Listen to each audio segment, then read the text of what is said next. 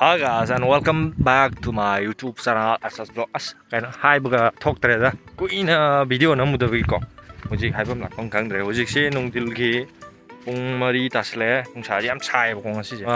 Video man nam doi ne ba ko. Adam guri bagi tung da video si nam ge na ba. Akhoi gi ngasi gi plan si agi sing matuan je ka doi ne ba. Mamang da budi hanjin budi kare du tar ju ngasi na da ka doi ne. Sima tuan je karga koi video manam do ne ba adudi purpose ta lak pani aduga som na ju mayam sikhang amni haibok sing ne ko ni mayam tourist spot ti olak ka dore adum ulakke je oi kuju kulai loi pula amni matang ku de yeng asidi kuju kulai jing je loi mathau to ra ge na jang gara man ji kulage mieng tabi yu mayam Hoi journey hore sing kaba khong on chale hi khong lambi ni silai je akoi chatto ja agi sing jine bako ado sida sing marol ahum ne sing maron ahum chu jine ka do je sida sing am lere mathang da si sing ama da agi sing jine ka do ji sum matek habake akoi gi crew member jing ni makha da tarai je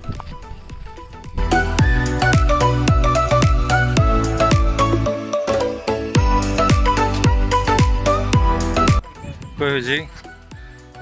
shooting haudore adi nungsi sukra sele singdo namdi hore si singdo ni nam magi da wara na ado ujin namge mayam hembiu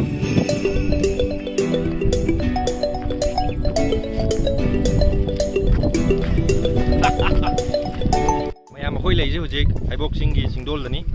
akoi ngasi je lai je video ju nam da kui re da ai project amagi lakne ai sel address uramni mathak na mai makhana pore ni ado mem moro biro ai di masaki short khatang lo jam ne akoi di makhai short kum hatin jara akoi ngasi dagi video sin number horaga ai ju kai hani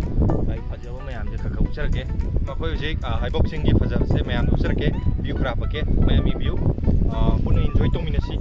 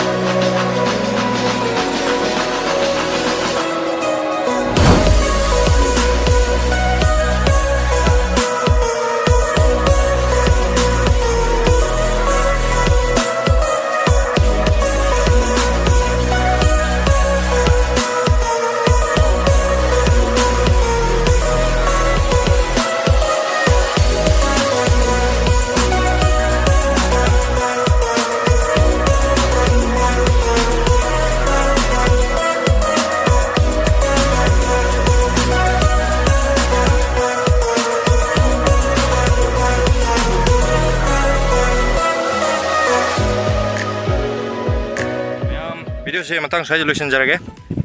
mayam na video se nungai bi targati mayam share to biramo like to biramo akhoi ngasi crew member jing si lere ado akhoi matang sai solution jarage bye bye see you in the next video.